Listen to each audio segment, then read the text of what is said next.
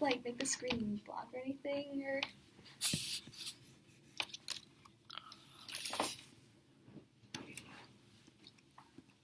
Okay.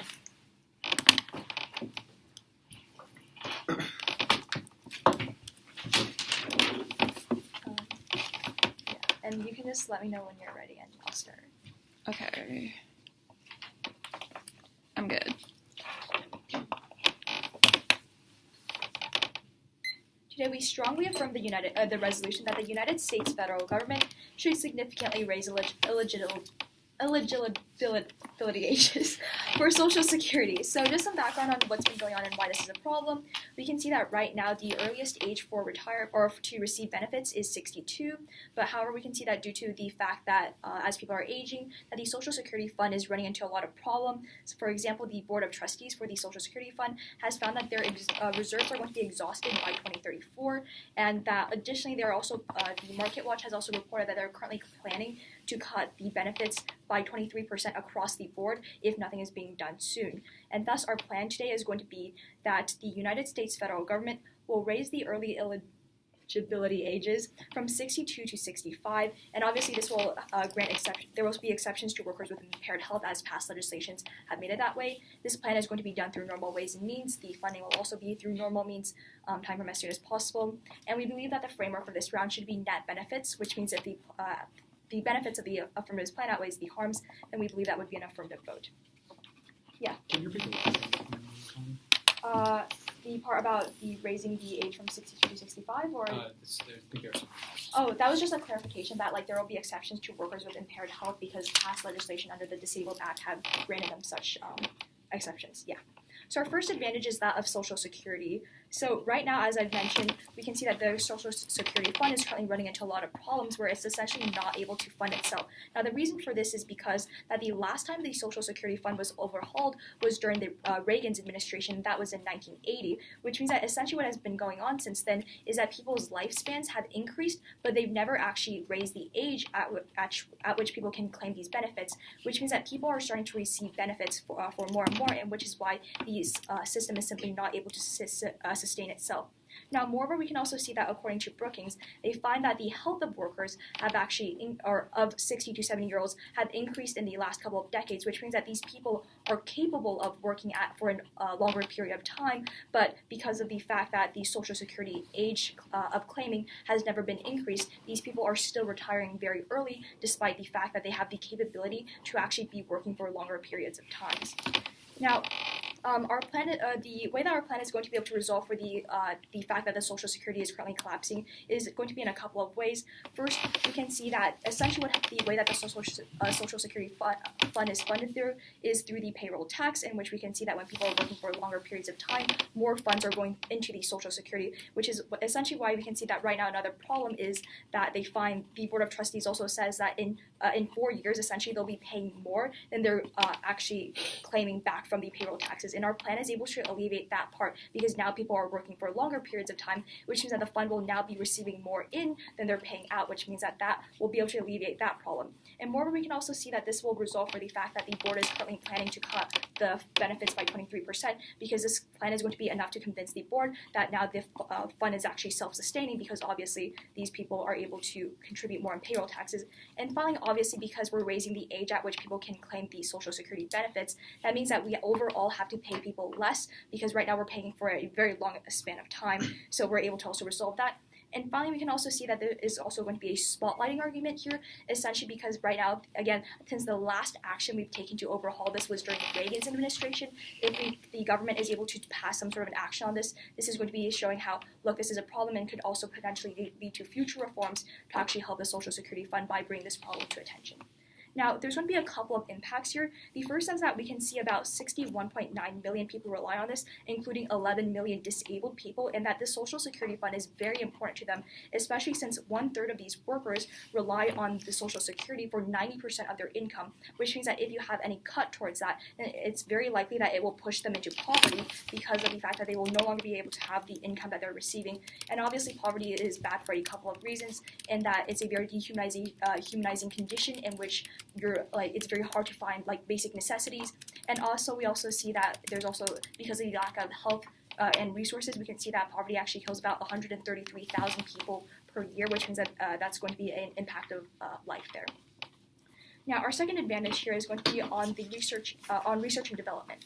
So right now, what we can see is that, according to Brookings, they find that essentially young people believe that the problem with Social Security is so severe that these young people do not think that they will be able to receive Social Security benefits when they reach the age at which they can claim these benefits. Now, the reason why that's a problem is that if they do not think that they can receive their Social Security benefits, they're incentivized to try to find a very stable job and just be in that job as long as possible, which means that when you have that happening, people are disincentivized from taking risks and doing things like engaging in startups or having research and development, because that's a very risky and volatile sector to engage in, because it might fail, and in which case they would not have anything to fall back on, because they do not believe they will receive their Social Security benefits, because as I mentioned, the fund is expected to collapse by 2034. Now, in fact, we can also see that, according to Forbes, about 9 out of 10 startups fail, which is why we can see that just having a startup is a very risky business to engage in, which is why we can see that this is a disincentive for people to engage in research and development. Now, our plan is going to be able to resolve this in a couple of ways. The first way is that by taking this action, we think that it will be able to show people that, look, the Social Security can self-sustain itself, because now it actually pays out more than it actually receives more than it takes out, which means that now it will be able to be a self-sustaining, essentially, which means that people will be more likely to believe that they will receive their Social Security payments when they reach that age. Now, moreover, you can also look towards another sort of a spotlighting argument here, and this argument is essentially that indeed, because the last time there was an overhaul was during the Reagan's administration, we think that taking another action here will show that people that the government is serious about actually maintaining a Social Security so that people can have these benefits, which means that they will be more convinced that they will actually receive these benefits, and that incentivizes people to go into research and development. So the impacts here are pretty clear. We think that research and development is really critical to things like developing better drugs and better medicine, which is going to be a reason as to why we can save more lives if you have better research and development.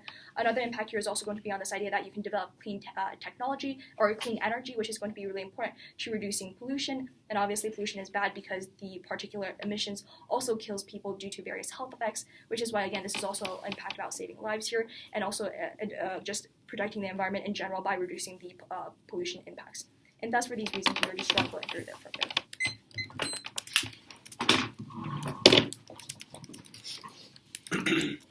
Okay. One off, an under view, then case in order. Any questions? Cool. Time starts. Time starts now. First, the poverty disadvantage. First, the uniqueness. The first point of the uniqueness is that Social Security pays out disproportionately to the poor. According to the Center on the Budget, Social Security has been responsible for reducing the poverty rate of the elderly from 40% to 10%. Is really key to actually keeping people out of poverty, specifically when they're poor. The next argument is that benefits are based specifically on the age of retirement. If you're retiring early, you're getting fewer benefits. The kind of age at which they pinpoint 62 years old is the early age of retirement. If you actually retire there, you get your benefits, but you get fewer of them. So they're pushing it up, make it so you can't actually retire that age anymore and get benefits. The next argument is that the increases in total life expectancies that they're talking about are disproportionately accruing to the rich. According to Vox, the increases in life expectancy since 1977, the increase in life expectancy for the rich is 6 times the amount of the poor. The life expectancy for the poor has only risen 1 year in that entire 40-year span. The next argument is that poor people disproportionately retire early. According to the same article from Vox, at the point where you have rich people who are about 40% of rich people working, only 10% of poor people working. That is a gap that stays throughout the entirety of people's working lives. That means that poor people are disproportionately retiring early for various reasons, such as health effects due to poverty, or the fact that they're actually generally don't really have good educations and are forced out of the workforce because no one has to hire them because they're old. B is the links. They specifically step up the retirement age, and that means that people can't actually retire early, or when they're forced to retire because they're poor, they're not actually able to claim benefits. That they do retire later, they can claim fewer benefits. Yes? Why are they forced to retire early? I highlight some of the stuff in the uniqueness. Their health is deteriorating. They don't have education. They're forced out of the workforce. They can't actually get good-paying jobs anymore. This is just kind of like a structural fact that's true across rich poor populations. The next argument Next argument is this means that poor people get way fewer relative benefits. They're disproportionately the people that are retiring at the early Social Security age. The rich people are mostly the ones that were retiring at like 67 at the point where you can actually claim full Social Security benefits. The people that are retiring early are the poor. It's not the rich. The impacts are pretty simple. First of all is poverty. You're going to see a huge spike in poverty due to this actual plan action. Remember the thing I cited in the earlier that says that Social Security is responsible for decreasing the poverty rate from 40% to 10% for the elderly, which means specifically you're going to be seeing this huge spike in poverty since people who are like forced to retire and move out of the workforce can no longer actually claim these benefits. The next argument is they're going to see actually cross-play all the reasons why they say poverty is really bad. I'm going to co-opting their impacts. We're saying that they're hurting poverty more. The next argument is income inequality. Specifically, you're going to see rich people be able to retire later and claim more of their relative Social Security benefits, and poor people can no longer claim Social Security benefits because they're going to be retiring at 62 and are no longer actually getting these benefits. Income inequality is really bad specifically because it leads to a perception of corruption. Like poor people see rich people as being able to dominate the political sphere. They don't see themselves as having a huge amount of opportunity, and this leads to kind of populist political agendas, which leads to things like Trump, who are all disdainful things like science.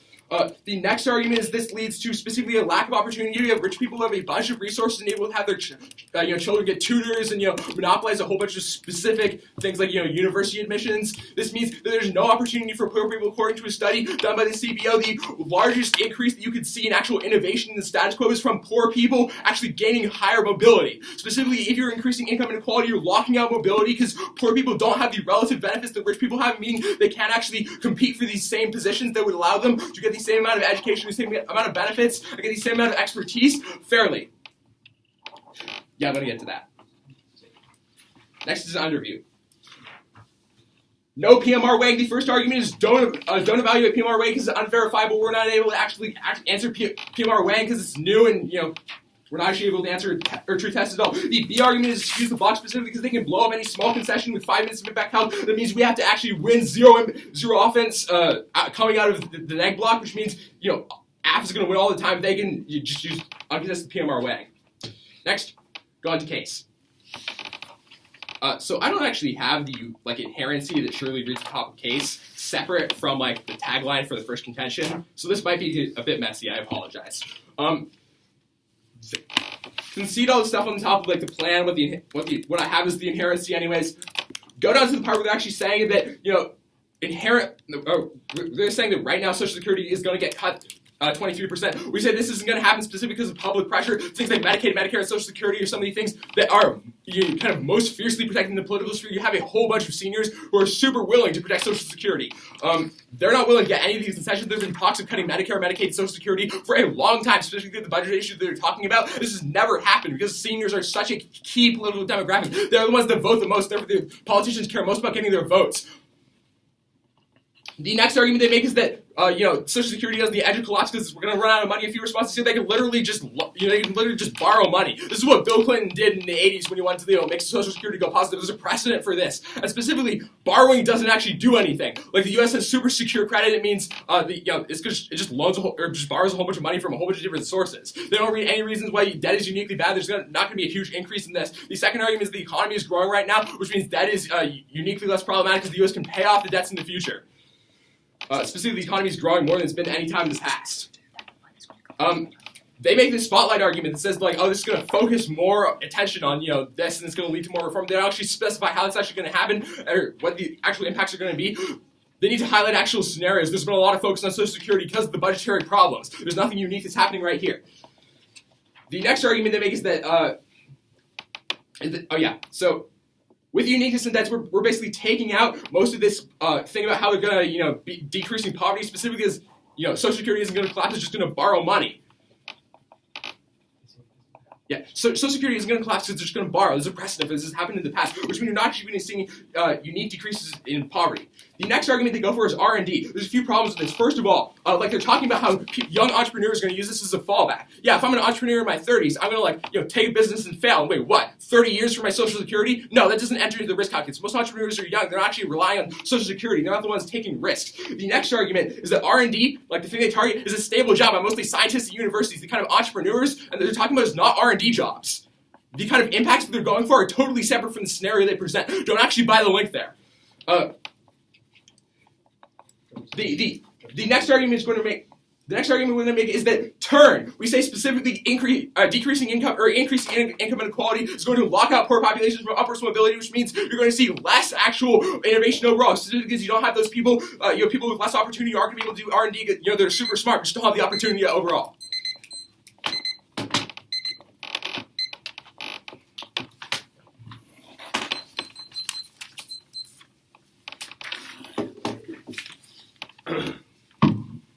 The order is going to be the af and then the neck.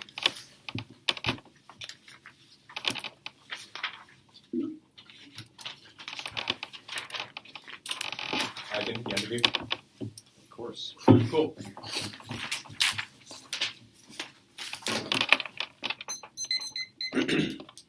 Everybody good? Yep. All right. And just for your reference, I have the inheritance sheet on a separate piece of paper, so I'll start with that. Okay. All right. Go to the inherency. The key argument that we're going to be highlighting right here is something that they are severely undercutting. The fact that the Board of Trustees of Social Security has highlighted that they will have to cut things. They will have to cut funds by 23% if nothing is done. This is going to be especially important for a few reasons, because the only response they make here is they're just going to listen to popular pressure. A few problems with this response. First, the Board of Trustees does not really care about this because they are operating out of a necessity for what the Social Security Fund essentially needs, which means that they are running out of money. It does not matter if the old people are even still yelling at them to keep the fund in. They have to cut it soon, otherwise nothing will happen. And they will have to cut it by 23%. Even if people do not like it, it's out of necessity. The second argument is going to be that the Board of Trustees are not politicians that have to be re-elected every single time, which means that the public pressure, the political pressure that they talk about is not going to be applying here. They are simply doing what the Social Security Fund needs. This is going to be really bad for them because at the point in which they are not winning the argument that the Board of Trustees will cut it by 23% if nothing is done, and they do not advocate for a counterplan, this means that the status quo means that the Social Security Fund is being cut by 23%. They do not do anything about it. This means that all their impact about poverty and all those things are only the app is able to resolve this. Because if we're cutting all these funds by 23%, that only means that you're not able to get any of these impacts now, even if we do raise the minimum age. Then they talk about, this is still in the inheritance sheet because it's already included. Then they talk about how in response to it's going to collapse by 2034, they can just say, oh, we can borrow more money and fill the gap.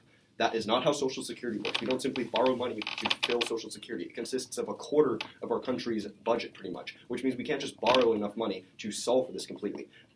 What Shirley tells you about how we pay for Social Security using payroll taxes, but not out of deficit spending and not out of borrowing spending, that is how we pay for it, which means that we are probably not going, which means that we are not able to borrow more money because it's only able to be funded through the payroll tax. You would need to borrow an insane amount of money, which is what the U.S. would probably not do.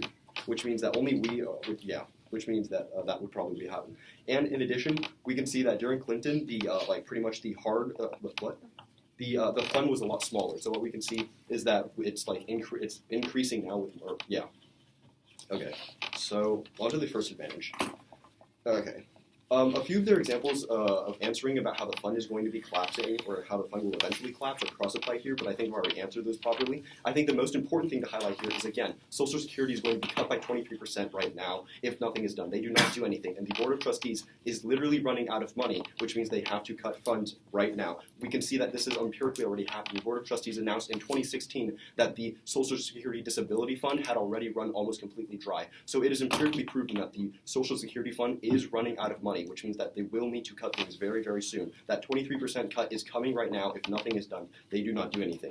Which means that their only piece of defense here is a no-link argument, somehow on there was for a spotlighting issue. I think Shirley gives very clear analysis as to how the spotlighting issue works. The spotlighting issue happens because now we are able to fix Social Security more because, again, we have not taken action to reform Social Security, to raise the retirement ages, to raise anything, to increase payroll taxes. No reform to the Social Security program has been done since the Reagan administration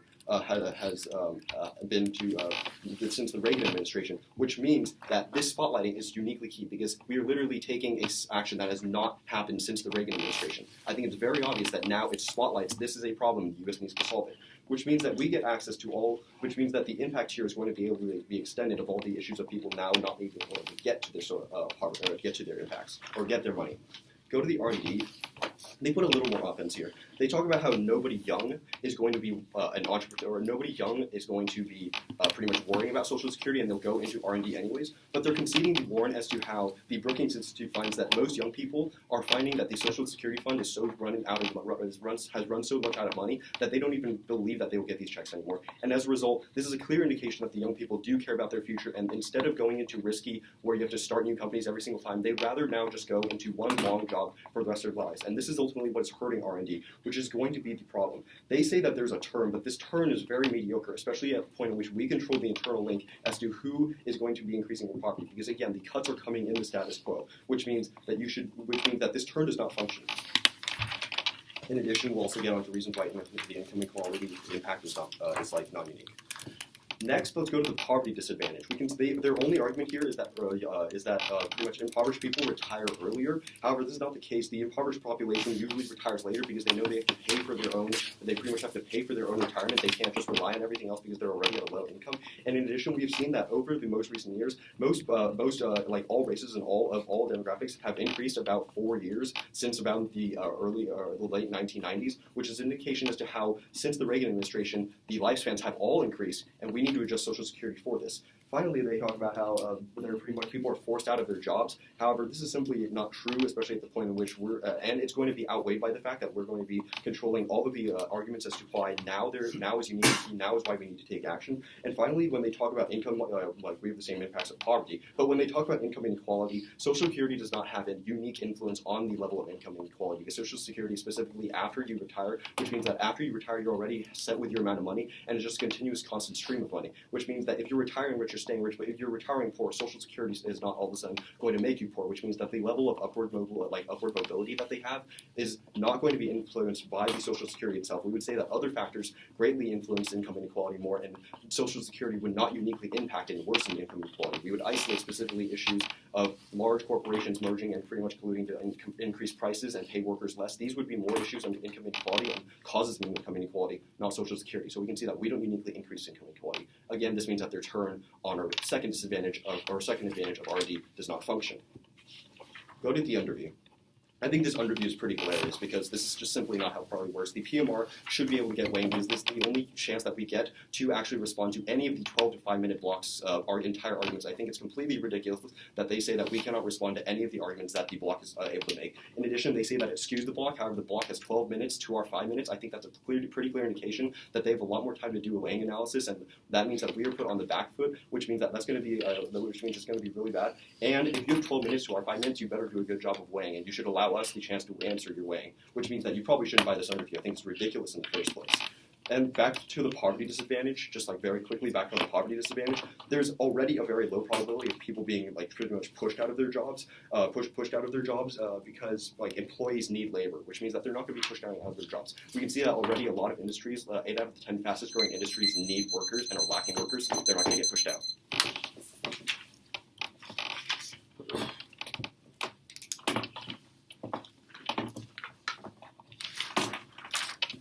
You're going to be disadvantage 1, followed by half in order, underview on the bottom.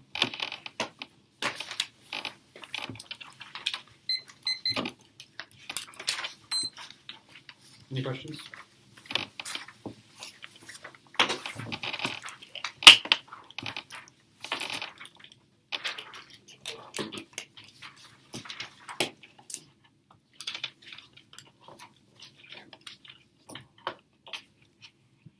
The overview to disadvantage 1 is that inequality is a matter of relative gains, not absolute gains. If you have a scenario where rich people are disproportionately benefiting from the affirmative use plan, that is what increases inequality amongst the senior population. This is extremely important because the impact scenario that Leo cites is the impact scenario unique to senior and other retired age people. The specific impact scenario that we read that is completely conceded goes out to voting age populations. The senior population is the population that votes more than any other demographic in the United States, and this is the demographic that you leave behind with the affirmative team's plan. This is really problematic because it leads to populism and leaders like Trump.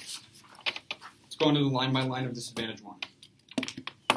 you can extend the warrant on our first uniqueness point where we say that the poverty rate was decreased from 40% to 10% among the senior age population because of Social Security. They don't do any analysis on this, and it's true that Social Security is extremely important for seniors and making sure that they have, that they're not in poverty. The second argument that you can extend is that poor people actually end up doing retire earlier. They say that they end up retiring later because they need to end up working more, but this is empirically denied, and you can also extend a lot of the analysis that Leo reads. What source? What source did you read? You give me the article. Okay, it's the Vox.com article that we were reading. The specific warrants that you read for why they retire early is because the health issues that poor people have oftentimes arise much earlier than for rich people, which means that they aren't able to work for as long. For example, arthritis disproportionately affects the lower incomes of society, which is super problematic because arthritis is really debilitating, means that people aren't able to work. Then they say that all demographics have increased since the 1990s. This is really problematic as well because the upper echelons of society, the people that be benefiting from this the most, have increased significantly more, 6 times what Leo says. This is really important because that means that they're getting so much more from this increase in age for Social Security than the lower demographics of society are. Then they say that workers aren't going to be pushed out because they need workers. This also isn't true because employers ultimately are looking for productivity. And if they see a poor worker who isn't able to operate at the same level of efficiency as they were maybe a couple of years ago, then they're not going to be incentivized to keep them on just like for old time's sake. It's really cut and dry that poor people, unfortunately, in the world we live in, aren't able to produce because of environmental factors that stack the deck against them. Okay, on the impacts. They say that non-unique, that inequality is really rampant in the status quo, and that if you retire rich and get Social Security, you're going to continue to be rich. First, you can cross-apply the uniqueness evidence that we read that says that Social Security is really important for making sure that people that were poor then become not poor with Social Security. So it's pass it down to children, cycle of poverty. Yeah, which is really important because people then can pass these, people that then are not in poverty are able to pass things down to their children, which is super important for escaping the cycle of poverty. People that are retired don't have the same expenditures that that people that aren't retired have, which is super important because they have disposable capital that they're able to ensure helps their kids. They extend all the impacts of how income inequality creates a perception of corruption and influences society, and how this leads to the rise of populism and Trump. What's your question? So how is a $7,000 check per month supposed to get and be passed down to children or someone out of poverty? So $7,000 a month is really important because it's the extra bit of capital that you need in order to It increases opportunity. It increases opportunity, basically. You know, you might have pensions, you might have other opportunities, but this extra $7,000 is specifically key. These people won't have their pensions or won't have Social Security in the world of the plan. Okay, going to the AF. The first argument that they make is that in 2034 this is never going to happen because these people that are running this don't care and aren't politicians. Here's a problem with this. Social Security is administered by the executive branch of the government, which means that they're subject to political pressure from the White House. If the White House is whatever president is responsible for running the White House in 2034 is going to hear that whatever Social Security administration is going to be cutting Social Security, that would look massively politically poor for that White House. So what that White House also does budget allocations. Yeah, I'm getting that. So what's going to happen there is the White House is going to politically pressure these non-politicians in order to have things happen. That's what's happening and that's how you get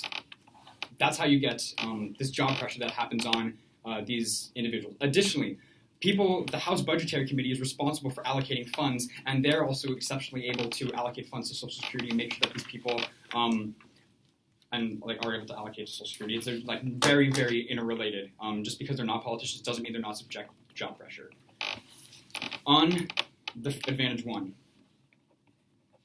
We say that you are able to borrow money, and that's what happened with Bill Clinton, and that's going to happen again. They say that that's not how Social Security works because it's a quarter of the budget. The first argument that we say is that it's going to be supplanted no matter what. If it's actually going to have to be cut in 2034, that would be so politically unfavorable for the president that they're going to end up diverting as much money as possible to make sure that this doesn't happen. Cutting Social Security is literally the most politically unfavorable thing any individual can do. Social Security is one of the consensus amongst voting age individuals, most important things to them. And if you cut Social Security, that's really bad. That's why people are trying to work out other ways to keep Social Security alive, and that's why you're getting all of this weird stuff. Then your second argument is that Bill had a smaller fund. Bill probably had a slightly smaller fund, but it still is extremely comparable today because he was also operating right slightly after the baby boom era, which is really important because the baby boom era is what years after the baby boom era was still when there was a lot of startup in Social Security. So they were running a really, really big fund as well because a lot of people that had come back and had kids after World War II were still contributing to Social Security. So they had a big fund there as well. The initial jumps took place between 1950 and 1965. Bill Clinton also had a huge fund to take care of at this point as well. Yes, it hasn't shown it doesn't want. Usually borrows a ton of money. Yeah, the United States federal government also borrows a ton of money. If push comes to shove, they're not going to let Social Security die. And we can extend the analysis that deficit spending is not bad. There's no reason not to do it. There's no reason why the federal government would do it in the context of this round. Basically, overview on this. The uniqueness completely overwhelms the link over here. There is no reason that we are not going to be able to borrow money in order to make sure that Social Security stays open. If that is the case, there is no reason to increase the age for Social Security in order to make sure that the Social Security fund stays open, because it will inevitably. You've conceded analysis. That goes away. I'm sorry for attending your question. On R&D. On the impact level, you cite two specific scenarios that are really important. I'm going to read a ton of defense on them. The first argument is drug design. A lot of drug design, in fact, all of it is basically done by big pharmaceutical companies. These are the most secure jobs that a person could possibly have. You can work for your entire life for a pharmaceutical company. There's not much startup technology happening. Second argument is clean technologies. First, private sector and governmental contracts are really, really important, and there's a ton of investment going into these areas, and the clean technology sector is one of the most stable ones in the United States because of climate change. It's never going to go away. No reason that people are concerned about job security. Cool. So the order is going to be the AF, with kind of an overview on top, then the negative order. Cool. Anybody not ready? Time starts now. This round comes down to a question of inherency, whether or not the Social Security is going to collapse in the status quo. At the point where they're not winning the inherency question, all their advantages hinge on this inherency question that is going to collapse. If we win inherency, we win the round because they can't garner any offense. Let's cover the actual flow where we're talking about inherency. They're saying, okay, the Board of Trustees is going to make it, and they're going to cut Social Security. Our argument is pretty simple. The Board of Trustees are not the ones that are ultimately responsible for budget allocation. We make a lot of arguments about why politicians are susceptible to political pressure. They don't respond to any of these arguments. We also make the arguments that the Social Security Administration is, they're responsible to their bosses, right? And those bosses are politicians. At the point where they've conceded all the analysis on why Social Security is super popular and politicians are going to want to save Social Security, it's kind of going to be hard to really believe that this collapse is going to happen. The second part of this flow is this argument about how it's going to be too much debt. The key thing to remember here is they don't read any reason why deficit spending is bad or why the government won't do deficit spending. They just say, oh, it's too much money. Neeraj makes the argument, we've been making a ton of deficit spending. We take a ton of debt. I also make the argument there's a political precedent for this that Bill Clinton did in his era. At the point where they've conceded the analysis, this is something that has happened in the past, and they've conceded the analysis, the deficit spending is pretty neutral. They haven't made any reasons why deficit spending is bad or why it won't happen. It's pretty clear that we're winning the inherency argument. If we win the inherency argument that Social Security is not collapsing in the status quo, they don't get any access to their poverty impacts.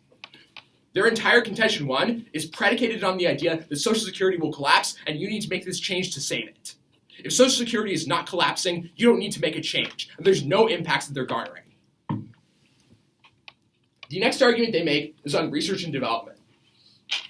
We specifically say that, okay, we're going to put offense on these specific impacts that they're going for, and they get to respond to those. But the key concession here is that the things that they're talking about, the kind of entrepreneurial jobs, are not the same as R&D. They can see that analysis coming out of my speech that says that R&D is mostly from university jobs, things like private corporations that are mostly stable, scientists working all their lives. They're not entrepreneurship. I make this argument that says the impacts that they're trying to garner aren't the same as the thing they're claiming it is, right? They're talking about entrepreneurship, and they're trying to gain research and development benefits. That's not something they can do because they're not the same thing. It's analysis they've conceded. Next, go on to the disadvantage. I think this is pretty cut and dry. There's some question about whether or not poor people actually retire later. I think at the point where we're actually citing, an empiric, this probably flows to us. I'd suggest you probably check the stat. I'm confident we're correct about this. Poor people retire earlier, whether that be for structural reasons or whatnot. Neeraj gives you specific analysis on why that's true, as do I, that goes conceded. They're either sick, they're either pushed out of the workforce because they don't have general skills. I think that's a pretty clear question. I suggest you look it up, though. Anyways, they specifically also make the argument that, okay, Actually, that's really the only argument they make on like kind of inherency in the links level. They've conceded all the inherency and all the links that says that okay, Social Security is really good for alleviating poverty. They concede that most poor people are retiring around the kind of 62 to 63 age range that they're going to be pushing Social Security up from. They also make the argument, they also concede all the analysis I do that says that the age growth from the like kind of poor and rich populations are vastly disproportionate. The age of the rich the life expectancy of the rich is growing much faster. At the point where that's true, most of the kind of poverty impacts flow through. Poor people who retire around 62, 63, they're pushing up the age limit. They're not actually getting Social Security anymore. So, the kind of implication of this is poverty and income inequality. They don't really have anything to say against poverty, and that flows through. And at the point where we're winning the inherency scenario up top on both of the advantages, they're probably not going to have any offense coming off that. And that means we just win off risk of offense on the disadvantage. Also, the work they do on income inequality isn't really that solid. They can see the inherency points that I make in Nearage Extends that says that most increases in opportunity and things like research and development come from increases in income or come from decreases in income inequality. At the point where they're also conceding that the biggest amount of poverty decreases in the elderly population come from things like Social Security, you're going to see huge increases in opportunity for the children of these people. They're the ones that are most likely to see increases in R&D. Because we're winning the question of inherency on both the advantages, and because we don't have enough offense with the links and the impacts on the DA, we win on off risk of offense.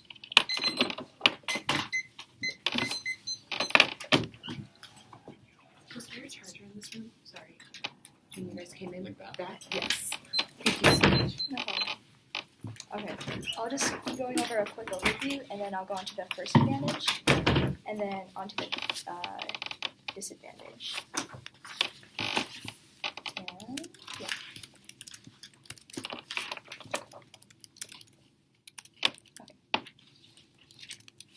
A quick overview to the round. I think it's very clear that at the point where we have impacts about how the Social Security Fund is potentially collapsing in 2034, that it's going to be a prior question to consider whether we will still have a Social Security impact or a fund before we consider any of their arguments about how people might be receiving their benefits later.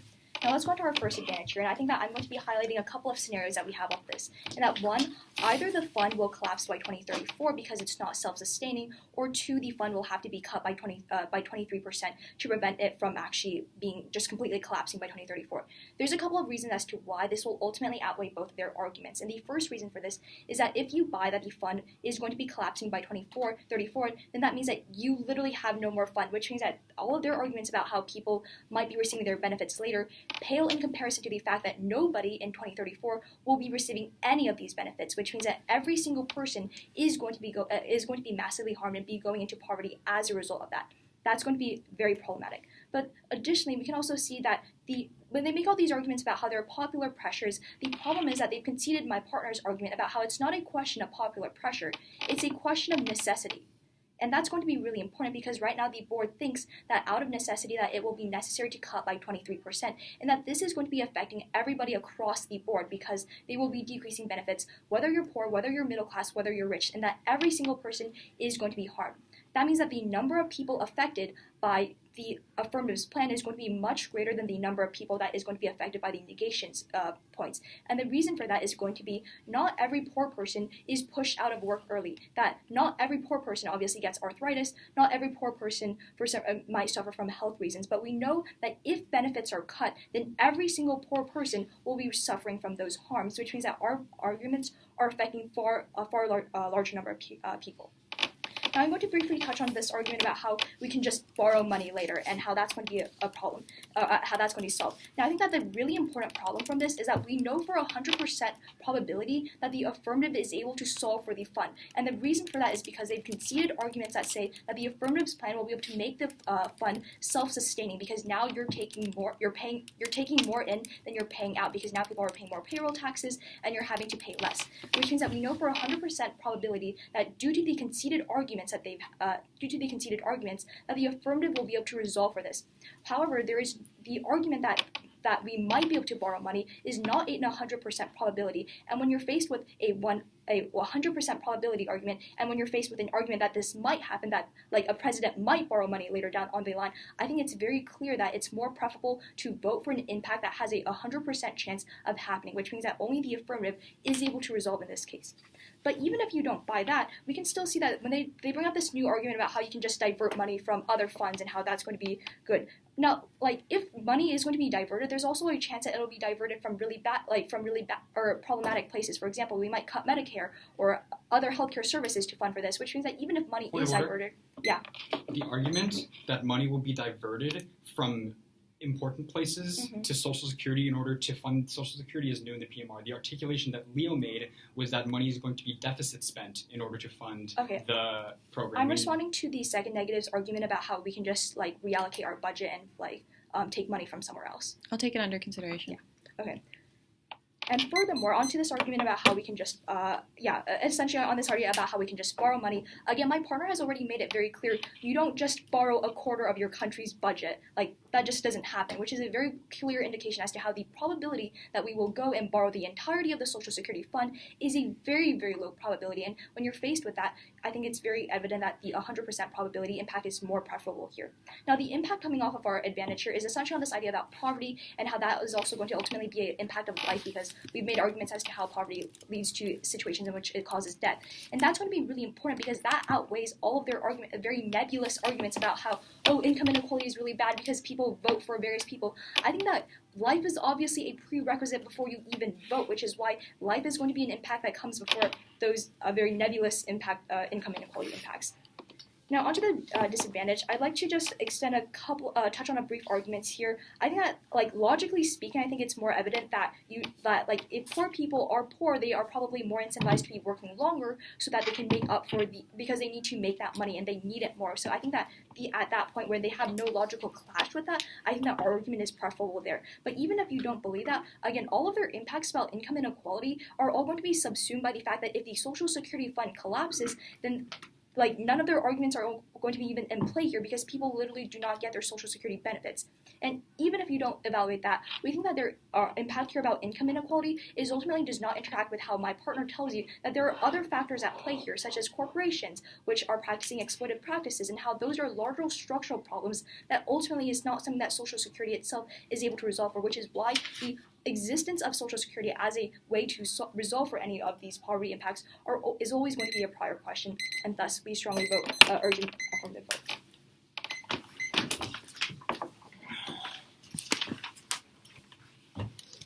Run this.